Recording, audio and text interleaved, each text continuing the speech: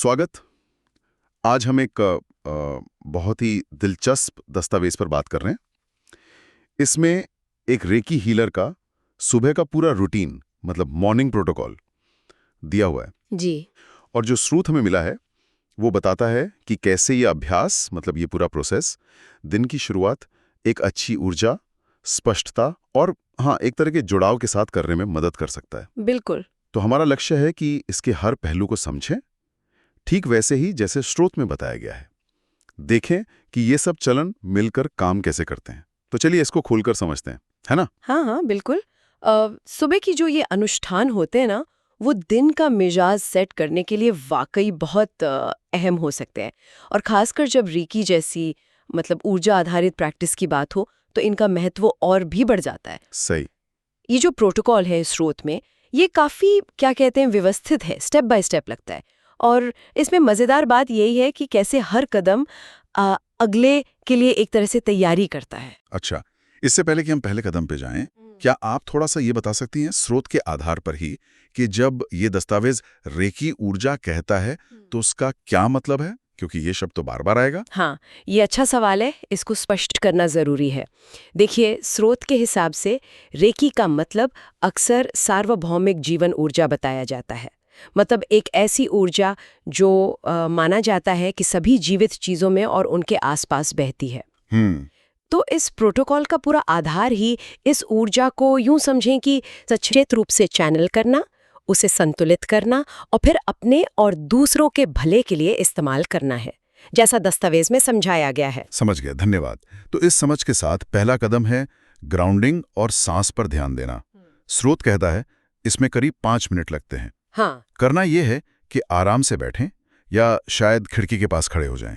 फिर 5 गहरी पेट वाली सांसें लेनी है, नाक से अंदर और मुंह से बाहर। और दिलचस्प बात यह है कि स्रोत कहता है हर सांस के साथ पृथ्वी से जुड़ाव महसूस करना है। जी। और कल्पना करनी है कि जैसे जड़ें पृथ्वी में नीचे गहराई तक जा रही हैं। बिल्कुल, ये शुरुआत बहुत बहुत महत्वपूर्ण है। स्रोत इसे सिर्फ ऐसा नहीं कह रहा कि शारीरिक रूप से स्थिर हो जाओ, बल्कि ये मानसिक और जो हमारी ऊर्जा है ना, उसकी स्थिरता की भी नींव रखता है। अच्छा। गहरी पेट की सांसें, जैसे स्रोत बताता है, वो हमारे शरीर के रेस्ट एंड डाइजेस्ट सिस्टम को एक्टिवेट करती हैं। उससे मन शांत होता है। और वो जड़ों की कल्पना, वो सिर्फ एक मानसिक तस्वीर नहीं है। हाँ। स्रोत के नजरिए से देखें तो ये धरती की जो स्थिर ऊर्जा है, उससे जुड़ने का एक सचेत प्रयास है। और स्रोत यहाँ 2 पुष्टि वाक्य, मतलब एफर्मेशंस भी देता है। पहला है मैं जमीन से जुड़ा हुआ हूँ, सुरक्षित हूँ और भगवान और धरती माता से जुड़ा हुआ हूँ। जी। और दूसरा, जीवन के सभी मुझे आसानी और खुशी और आनंद के साथ दिखाई देता है। इन वाक्यों का क्या रोल है इस स्टेप में? स्रोत इनको एक तरह से इरादे को पक्का करने का जरिया बताता है। मतलब ये सिर्फ शारीरिक रूप से जड़ें महसूस करने की बात नहीं है, बल्कि मानसिक और भावनात्मक तौर पर भी वो सुरक्षा और जुड़ाव की भावना पैदा करनी है। ओके। तो ये वाक्य उस मानसिक स्थिति को बनाने में मदद करते हैं जो आगे जो ऊर्जा का काम करना है उसके लिए जरूरी है। एक पॉजिटिव और ग्रहण करने वाली अवस्था। स्रोत के मुताबिक ये शारीरिक और मानसिक तैयारी साथ साथ चलती है। ठीक है, तो शरीर और मन को स्थिर कर लिया। इसके बाद स्रोत हमें दूसरे चरण पर ले जाता है, गाशो ध्यान। इसमें भी 5 मिनट। हाँ, गाशो। इसमें हथेलियों को हृदय केंद्र पर, मतलब प्रार्थना वाली मुद्रा में लाना है और ध्यान उस बिंदु पर लगाना है जहां बीच वाली उंगलियां छूती हैं। फिर बस 5 मिनट तक सांस और जो भी संवेदनाएं महसूस हो रही हैं उन्हें देखना है। ये तो काफी सरल लगता है, पर इसका मकसद क्या है? गाशो ध्यान, जैसा स्रोत बताता है, ये रेकी अभ्यास का एक तरह से मूल तत्व है। हाथों को प्रार्थना मुद्रा में हृदय पर लाना, वो अक्सर कृतज्ञता और सम्मान की भावना से जुड़ा होता है।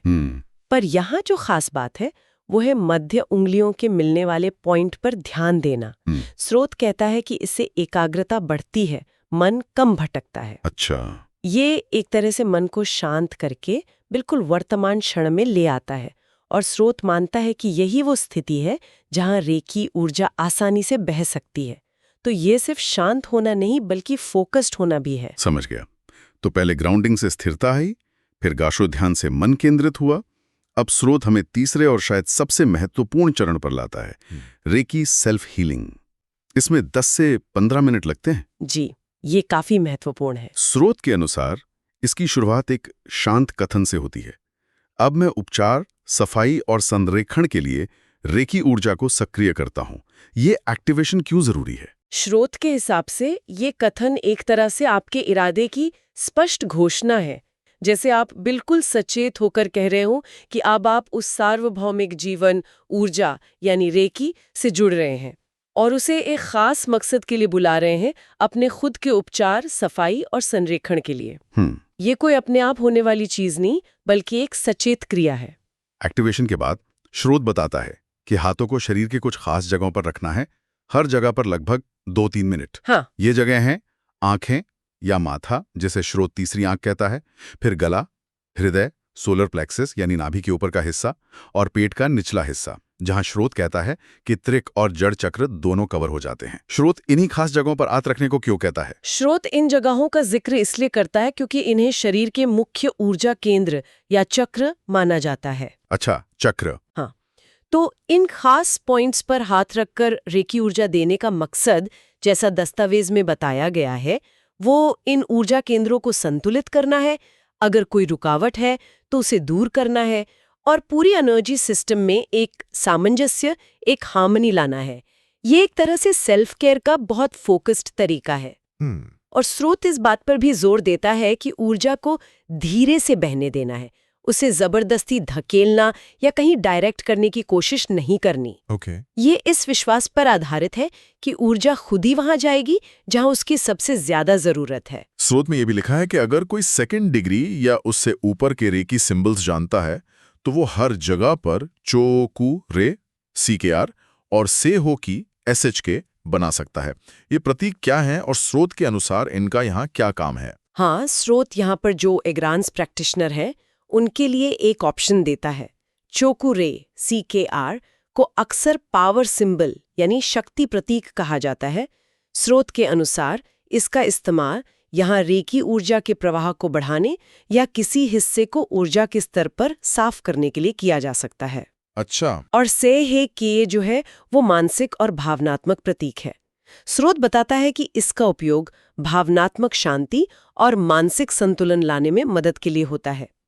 ये जरूरी नहीं है, पर स्रोत इन्हें इरादे को और गहरा करने या ऊर्जा को किसी खास तरीके से फोकस करने के टूल के रूप में देखता है। और इस सेल्फ हीलिंग वाले चरण के दौरान भी एक अफर्मेशन है, रेकी मेरे माध्यम से बहती है, मैं चंगा हूं, मैं गठबंधन कर रहा हूं, मैं संपूर्ण हूं, मैं हूं कि मैं हूं। ये पहले वाले अफर्मेशन से थोड़ा अलग लग रहा है। हाँ, ये वाला जो पुष्टि वाक्य है ये सीधे सीधे उपचार और संपूर्णता की प्रक्रिया से जुड़ा है। स्रोत इसे उपचार के इरादे को और मजबूत करने और खुद को उस सकारात्मक अवस्था में लाने का एक तरीका बताता है।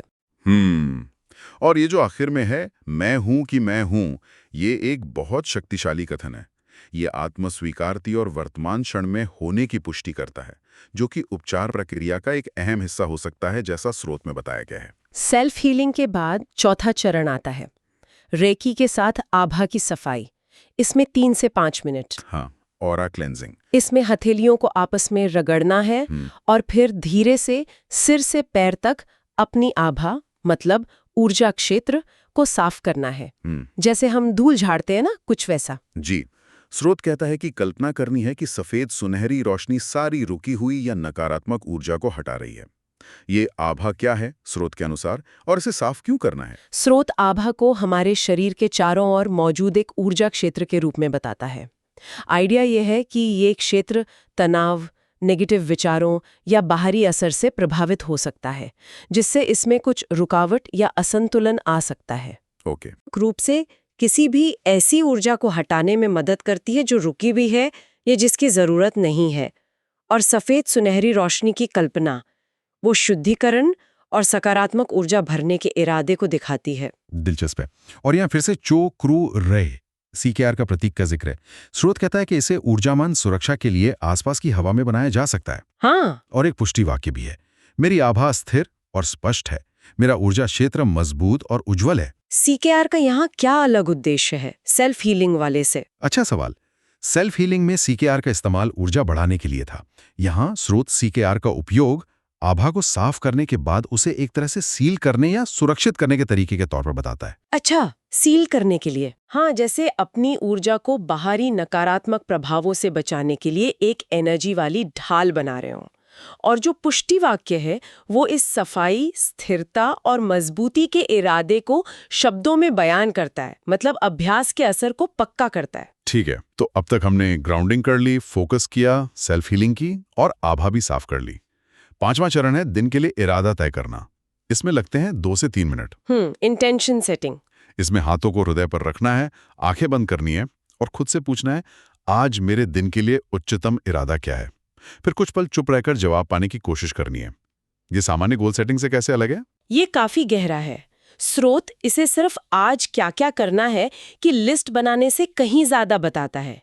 उच्चतम इरादा पूछना ये एक तरह से अपने ईगो या जो ऊपरी इच्छाएं हैं उनसे परे जाकर ये जानने की कोशिश है कि आत्मा के स्तर पर या गहरे अर्थों में आज का दिन किस बारे में होना चाहिए।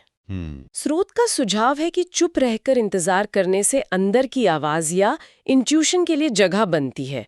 ये दिन को एक दिशा और मकसद देता है जो शायद नॉर्मल टू डू लिस्ट से नहीं मिलता। और स्रोत ये भी कहता है कि इरादा ये रखना है कि रेकी ऊर्जा दिन भर हर बातचीत, पसंद और काम में सपोर्ट करे। और इसके साथ पुष्टि वाक्य है, मैं आज अपनी आत्मा के उद्देश्य के साथ निर्देशित, संरक्षित और गठबंधन कर रहा हूँ। हाँ, ये इरादा रेकी अभ्यास को सुबह के कुछ मिनटों से निकालकर पूरे दिन में फैला देता है। स्रोत के अनुसार ये ऐसा है जैसे आप पूरे दिन के लिए एक एनर्जी वाला सपोर्ट मांग रहे हो, ताकि आपके काम आपके उच्चतम इरादे के साथ अलाइन रहें, जुड़े रहें। सही। और पुष्टि वाक्य इस अलाइनमेंट, गाइडेंस और सुरक्षा की भावना को मजबूती से स्थापित करता है। अब हम आते हैं अंतिम मुख्य चरण पर, छठा चरण, आभार और 5 रेखी सिद्धांत। स्रोत इसके लिए सिर्फ 1 से 2 मिनट बताता है। हाँ, बहुत छोटा सा पर अहम। इसमें 5 रेखी सिद्धांतों को जोर से या चुपचाप पढ़ना शामिल है। ये सिद्धांत क्या है और स्रोत के अनुसार इनका क्या महत्व है? स्रोत इन 5 सिद्धांतों को रेकी के जो संस्थापक थे, मिकाओ उसुई, उनके दिए हुए नैतिक और दार्शनिक गाइडलाइंस के रूप में बताता है। ये सिद्धांत रोज की जिंदगी जीने के लिए एक बहुत ही सरल लेकिन प्रभावशाली ढांचा देते हैं। सिद्धांत हैं, नंबर 1, बस आज के लिए मैं नाराज नहीं होऊंगा। दूसरा, बस आज के लिए मैं चिंता नहीं करूंगा। तीसरा, बस आज के लिए मैं आभारी रहूंगा। चौथा, बस आज के लिए मैं अपना काम ईमानदारी से करूंगा। और 5वां, बस आज के लिए मैं हर जीवित प्राणी के लिए दयालु रहूंगा। ये बस आज के लिए पर इतना जोर क्यों है? स्रोत बताता है कि ये बस आज के लिए वाला जो हिस्सा है ना, वो बहुत महत्वपूर्ण है। ये इन सिद्धांतों को बहुत भारी भरकम या नामुमकिन महसूस कराने के बजाय रोज की जिंदगी में लागू करने लायक बनाता है। अच्छा। ने माइंडफुलनेस का अभ्यास करने और खुद पर ज्यादा बोझ न डालने पर जोर देता है। स्रोत के अनुसार ये रोज की याद दिलाने वाली बात धीरे धीरे इन गुणों को जिंदगी का हिस्सा बना देती है। और इस चरण का अंतिम पुष्टि वाक्य है, मैं प्यार, जागरूकता और सेवा के साथ रेकी तरीके से रहता हूँ। ये पूरे अभ्यास को कैसे समेटता है? ये पुष्टि वाक्य बहुत खूबसूरती से उन 5 सिद्धांतों का जो सार है, गुस्सा और चिंता से मुक्ति, आभार, ईमानदारी, करुणा, उसे प्यार, जागरूकता और सेवा में समेट लेता है। स्रोत इसे अनुष्ठान को खत्म करने और दिन भर इन मूल्यों के साथ जीने की अपनी कमिटमेंट को जाहिर करने का एक शक्तिशाली तरीका मानता है। आभार व्यक्त करना और इन सिद्धांतों को पढ़ना, ये इस पूरे ऊर्जा वाले अभ्यास को एक नैतिक और आध्यात्मिक गहराई देता है। मुख्य चरणों के अलावा स्रोत में एक वैकल्पिक मतलब ऑप्शनल स्टेप का भी जिक्र है। इसमें करीब 5 मिनट लगते हैं। ये है दूसरों को रेखी भेजना या आने वाले दिन को रेखी भेजना। हाँ, ये भी है। इसमें परिवार, क्लाइंट्स, अपने काम की जगह या जो भी आने वाले काम हैं उनकी कल्पना करनी है और हथेलियों को आगे रखते हुए उन्हें रेखी भेजनी है। इसके लिए एक कथन भी है, रेखी ऊर्जा हर किसी के लिए बहती है और आज मैं जो कुछ भी मिलूंगा। इसका क्या मतलब हुआ? स्रोत इस ऑप्शनल स्टेप को अभ्यास के दायरे को खुद से आगे बढ़ाकर सब तक ले जाने के एक तरीके के रूप में दिखाता है। ये करुणा और सेवा की भावना का प्रतीक है। अपनी ऊर्जा और अच्छे इरादों को दूसरों के साथ और आने वाली स्थितियों के साथ साझा करना। स्रोत बताता है कि ये सिर्फ व्यक्तिगत भलाई के लिए नहीं है, बल्कि सामूहिक सद्भाव में योगदान करने का भी एक तरीका हो सकता है। स्रोत यहाँ दूरी प्रतीक मतलब डिस्टेंस सिंबल होंशा जेशोनेन का उपयोग करने का भी जिक्र करता है। अगर कोई अभ्यस्त हो तो ये प्रतीक क्या करता है? हाँ, शा जे शोनिन रेकी के दूसरे स्तर में सिखाया जाने वाला एक प्रतीक है। स्रोत के अनुसार ऐसा माना जाता है कि ये प्रतीक रेकी ऊर्जा को समय और स्थान की सीमाओं के पार भेजने में मदद करता है। अच्छा। हाँ, तो इसका इस्तेमाल करके प्रैक्टिशनर अपने प्रियजनों को, जो शायद दूर हैं, या भविष्य की किसी घटना या स्थिति को सकारात्मक ऊर्जा भेज सकते हैं। ये दिखाता है कि स्रोत रेकी को सिर्फ शारीरिक स्पर्श तक ही सीमित नहीं मानता। तो ये थी इस रेकी हीलर की सुबह के अनुष्ठान की एक पूरी रूपरेखा, जैसा कि स्रोत में बताया गया है। इसमें ग्राउंडिंग है, ध्यान है, सेल्फ हीलिंग, आभा की सफाई, इरादा तय करना, सिद्धांतों का पालन और ऑप्शनली दूसरों को रेकी भेजना भी। जी। स्रोत के हिसाब से कुल समय लगता है लगभग 25 से 35 मिनट। ये तो काफी व्यापक लगता है। निश्चित रूप से ये एक बहुत ही, क्या कहेंगे, इंटीग्रेटेड अनुष्ठान है, जैसा स्रोत इसे बताता है। ये शारीरिक स्तर से शुरू होता है, ग्राउंडिंग, हाथ रखना, फिर मानसिक स्तर पर काम करता है, ध्यान, इरादा, पुष्टि वाक्य, फिर ऊर्जा के स्तर को देखता है, रेकी प्रवाह, आभा सफाई, प्रतीक, और आखिर में नैतिक और आध्यात्मिक स्तर पर खत्म होता है, सिद्धांत, आभार, सेवा। स्रोत इन सभी पहलुओं को एक साथ बुनता है। स्रोत में एक आखिरी लाइन है जो मुझे काफी असरदार लगी। जब एक मरहम लगाने वाला सद्भाव में अपना दिन शुरू करता है तो हर उपचार सत्र एक दिव्य संचरण बन जाता है।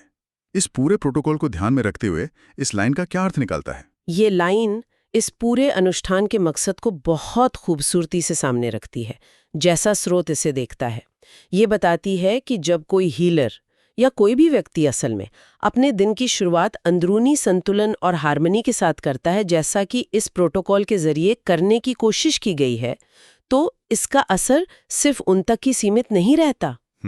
उनकी अपनी ऊर्जा की जो स्पष्टता और स्थिरता है, वो उनके काम, उनकी बातचीत और दूसरों के साथ उनके रिश्ते की गुणवत्ता को बढ़ाती है। स्रोत के अनुसार जब हीलर खुद अलाइंड होता है तो उसके जरिए बहने वाली ऊर्जा, इस केस में रेकी, ज्यादा शुद्ध और शक्तिशाली होती है। इससे हीलिंग सेशन सिर्फ एक तकनीक न रहकर एक गहरा, लगभग दिव्य अनुभव बन जाता है। ये साफ तौर पर सेल्फ केयर और सेवा के बीच का सीधा कनेक्शन दिखाता है। ये वाकई एक बहुत शक्तिशाली विचार है कि कैसे अपनी अंदरूनी स्थिति पर काम करना बाहरी दुनिया में हमारे योगदान को प्रभावित कर सकता है। ये सिर्फ रेकी प्रैक्टिशनर्स के लिए ही नहीं, बल्कि शायद किसी के लिए भी प्रासंगिक लगता है। बिल्कुल। स्रोत में बताया गया ये जो स्ट्रक्चर्ड तरीका है, ये प्रेरणा दे सकता है, भले ही कोई रेकी का अभ्यास ना भी करता हो।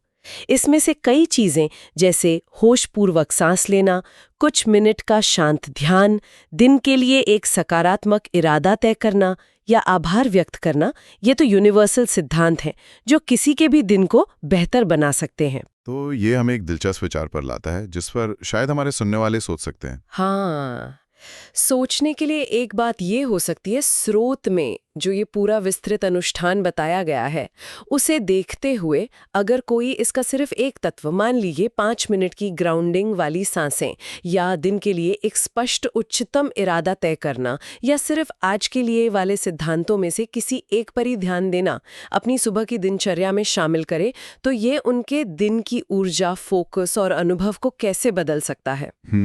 भले ही वो रेकी या किसी खास ऊर्जा कार्य से परिचित ना हो, इन मूल सिद्धांतों का क्या असर हो सकता है, ये सोचने लायक बात है।